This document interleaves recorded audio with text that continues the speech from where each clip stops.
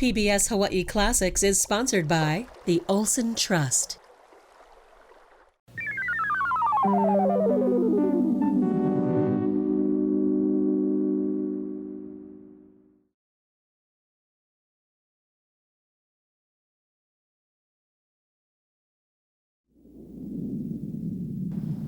I can't quite see it, but I know it's there. I can tell that just over the crest of the hill is a paradise. The way the grass whispers in the wind and the constant voice of the water meeting land rings in my ears.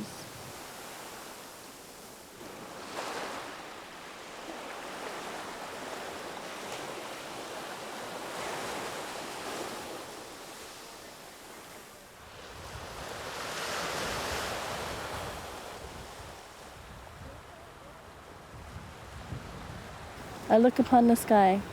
Although it seems calm, I see the clouds twist and turn, break and rejoin again, almost like a game with the wind. I listen to the waves breathe in, breathe out, as if in a deep sleep, continuous, peaceful. The water rushes forward to meet me, encircling my feet and ankles. The sea is calling me. I could keep walking and let the sea embrace me entirely. I am home. It's where I belong.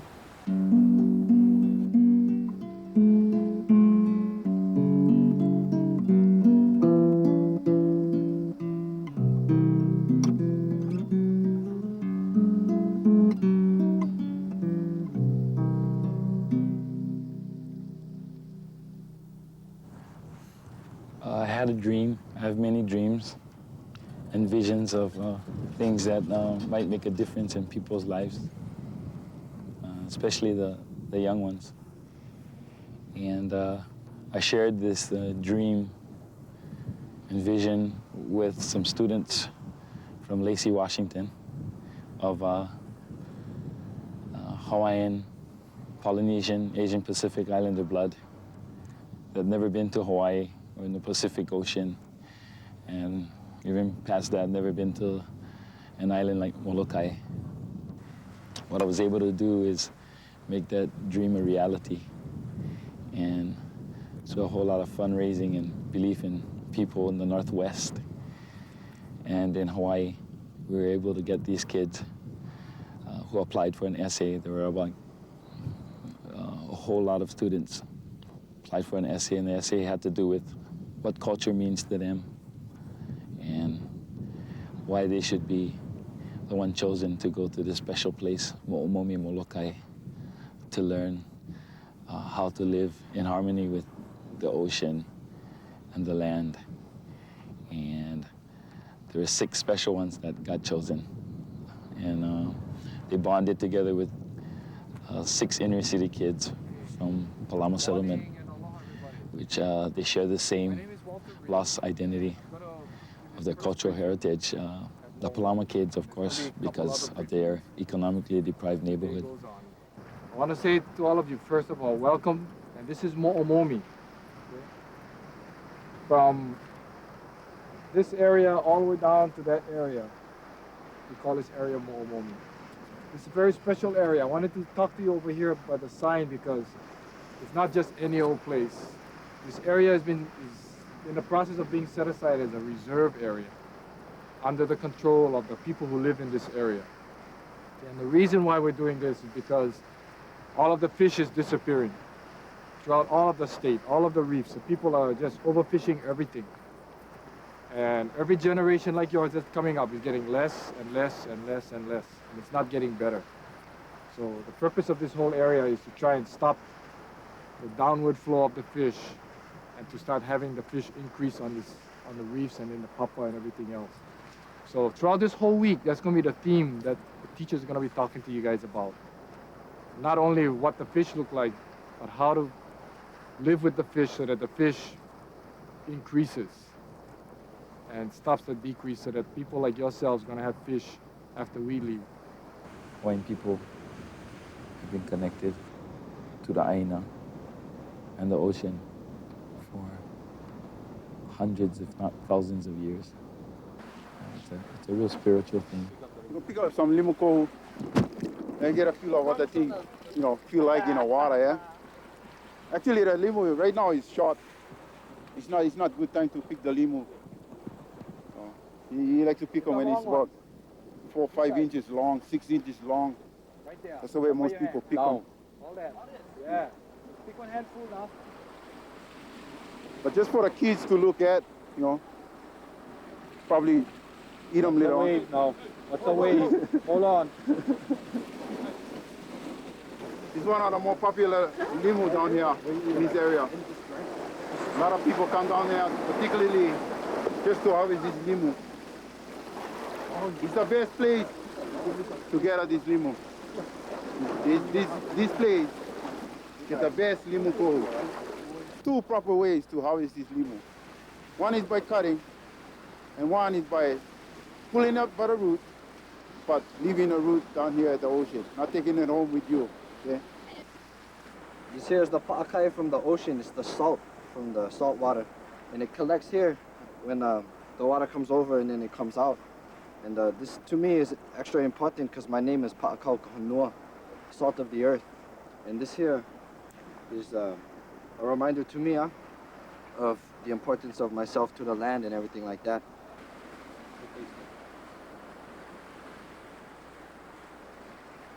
Salt. Pa'akai is good.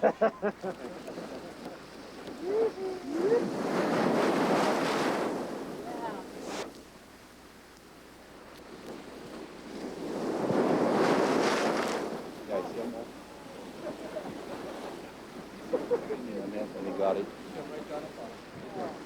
All stuck in the net. Kiko, you get him. Better than the net, I mean the pole, Oh, nice catch, Mac. Woohoo!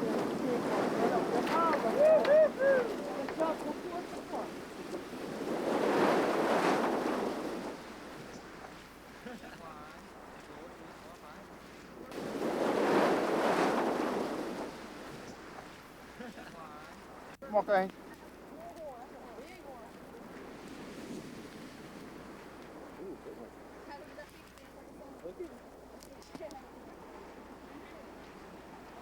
You know, like take all the fish. You make it small so they can grow bigger and you catch them later on. We don't need that much. Instead of 1 dozen, we only need 6 for each. Towards your right. It's down your right. Landing over there.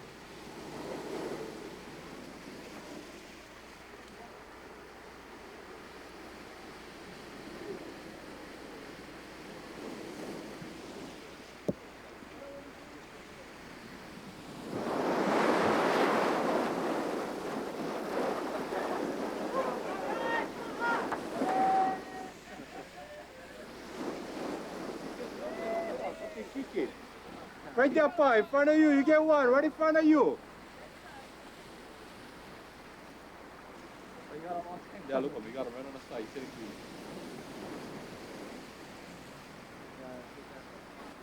There it is. 1. Whoa, you got one.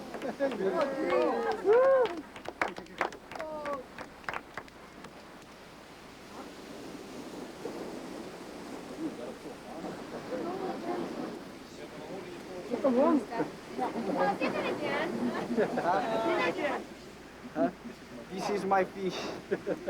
Oh, yeah. Fishing was a way of life for the Hawaiians, that they depended on it. And without fishing, I don't think there would be Hawaiians. But that's the most important thing, teaching them conservation so that in the future, always going to have. If nobody takes the step or any kind of measure to implement something like this, we're going to lose them just like the other islands. On this island, we still have, everything is still intact. We still have what we want, but the numbers are going down, and it's going down, down, down. If people keep harvesting and wasting and not paying attention to replacing.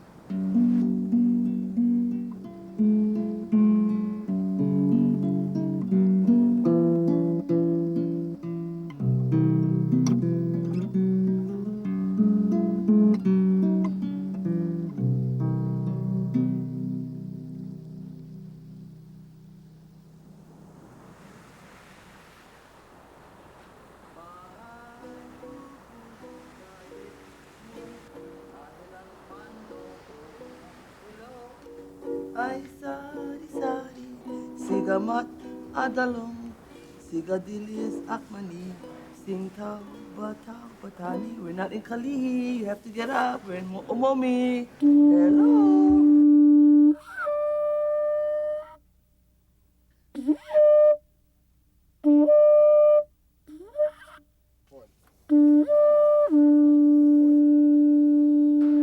Most of the activities that we're doing pertains to the ocean because Moʻomomi is a fishing grounds area. But we also wanted to let the kids know that there's food that comes from the mountain. So the pig represents food that comes from the mountain. So we're eating fish from the ocean and we're eating pig from the mountain.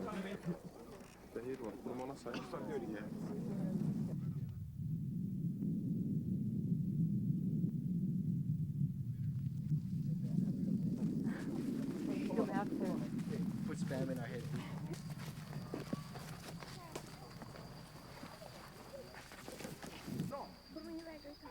This is called moa. And you see all these yellow spores. The old Hawaiians had their own talcum powder, yeah? They would gather this and then it would turn into a powder, and when they wore their malos, this is what they would use for their talcum powder to prevent chafing. We're in the forest of Molokaʻi, the only rainforest that we have here on the island. And the name of the mountain here is Kamako. And Kamako is very, very significant. Just the name is very significant because Kamako is our child.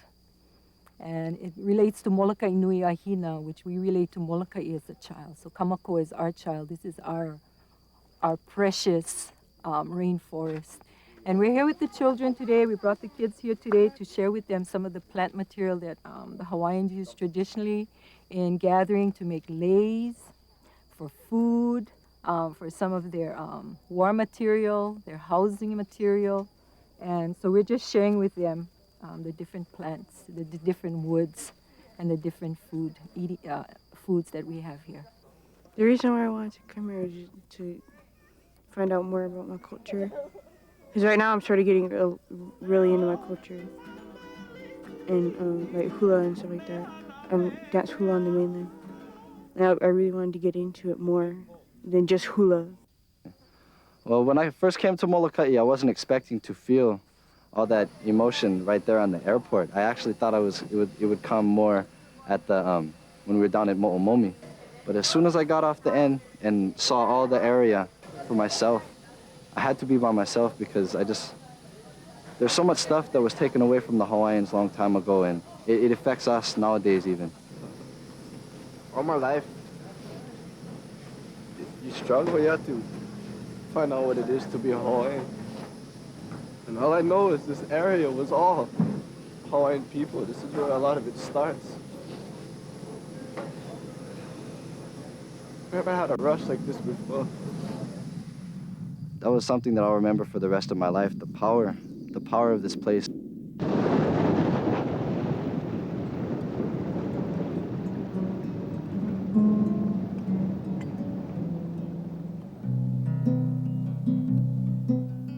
Uanani Molokaʻi, I kala e o ke kai. Kai mili mili ia, ke ia ka maʻohina. Ai no ho pula pula, na honoa o piʻilani. Ku kila kila I ka obua e. Makua iwi ku kila kila, malia o ka wakiu. Noho ana I ka mali e o mai a o wailau. I ka lau o ka lau papa, Pakui o pele kunu, ku kapu o oloku ie. O kapua kukui, ka ulua o landi kaula. Ka heke no ia, ka lehua ne e o kana. Pua ka launu, o ka lama ula, a hina hina, o Moʻomomi e. Kaia o hono uliwai, na vai kolua o halawa.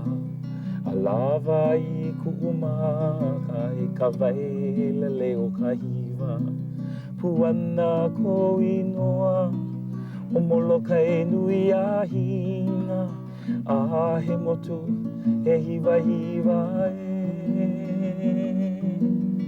Kaia o hono uliwai na wai kolua o halawa Lava I ku'umaka ka wailele o ka hiwa Puana ko inoa o Molokaʻi nui a hina A he motu e hiwa hiwa Molokaʻi nui a hina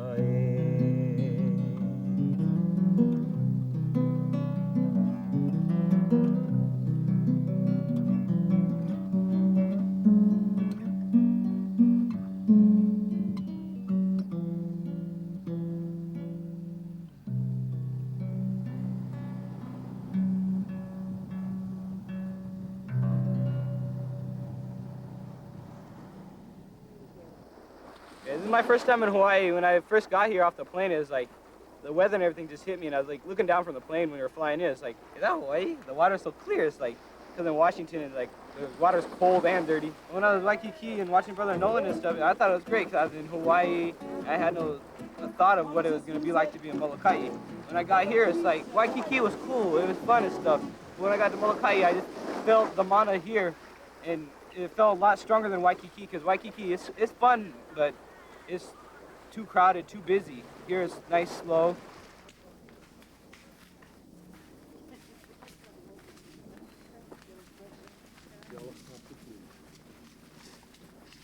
The kukui nut trees started falling on the heiau, so they started clearing it and cutting it. You can see this one fell right on top of the walls of the heiau. You can see all the baby kukui starting to grow and other trees starting to grow, so they got to keep those off. See on the bottom one, all the baby kukui trees. They're all going to grow into huge kukui nut trees. And the root's going to destroy all of the walls. Now you look at the walls, you see how smooth the front is, the face of the walls? All the rocks is all even at the face of the walls and all the different terraces that go up. Then when you get to the top, after you get to the top, we'll go up here and see. It just stretches way out. Let's go around the corner and let's go look at the top of the heiau. Like I told you guys earlier, this is Iliʻili Opai Heiau, and it was built by the Menehune and was used for agriculture purposes, and later on there was human sacrifices done on this heiau. Half of it has been washed away. But even though half has been washed away, it's still the second largest heiau in all of Hawaii. Aloha, awinala, yakako, apauloa. What I just did for you was the traditional way of greeting people, and in our culture, what was an everyday thing. Chanting was not just a part of hula or a part of the religion, but it was part of every day. When they got up, they chanted. If you are a mo'opuna, your kupuna would chant you awake. Hawaiians never believed in just waking up the kid and shaking him. Come on, get up. They would chant softly until the spirit went back into the body. So chanting today, I know for the most part, is only used for hula or for ritualistic type of situations or circumstances. But in the old days, chanting was part of everyday life. You chanted when you went to go plant the grass. You chanted when you went up to the forest before you went hunting. You chanted before you went to the sea to take fish. And after you were done, you chanted again to give thanks. Yeah? That was very much a part of our people.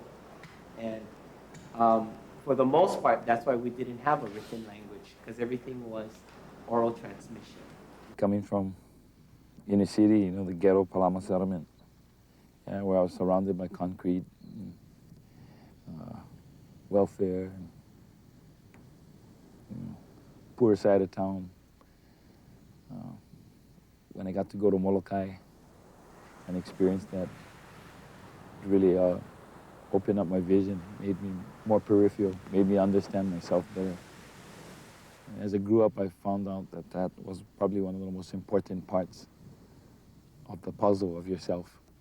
Yeah, knowing who you are and where you stand in the struggle. And so all these kids that we're working with, you know, I've just been able to navigate them, yeah, to the same,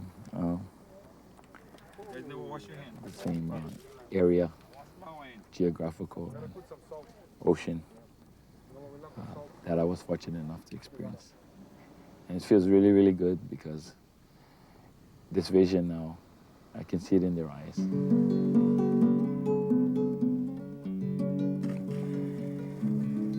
That was my first time catching a deer. First time I went ever.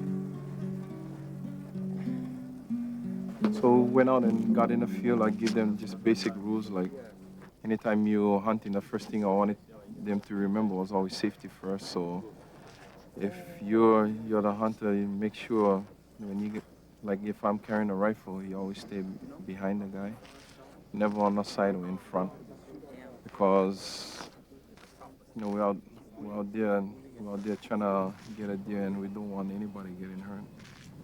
There's a bunch of us that believe in an alternative lifestyle outside of tourists and resort development and massive growth. And Walter, along with a handful of us, have been leading a significant movement in trying to look at economic alternatives that not going to impact our subsistence lifestyle.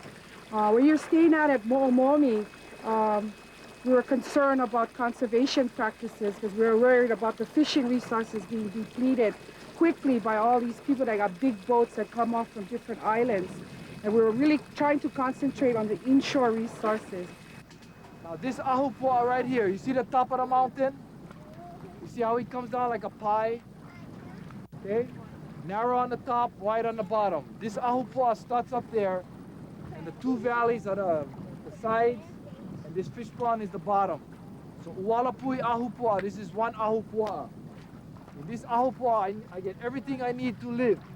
I can go up there, pick wood, plants, whatever. In the middle, I can plant all my taro. Over here, I can plant all my taro. I can come in my fish pond, get my fish. I don't need to go over there on the other guy's ahupua'a, because I get everything in my ahupua'a. Each person, as we went out, knew exactly where the other person is, because it's important that two guys watch each other, never go alone. So every once in a while, we'd do a body check, and then everybody would join hands just to make sure that they're not dreaming, because it's simple to get carried away when you're diving in, because the ocean floor is so beautiful, and you see one fish and you start just wandering off by yourself. And you know, like anything else, the ocean get predators, the ocean can just get rough. So I was just teaching them safety first, how to stay together, and everybody watch each other while we're diving. And that's the most important thing.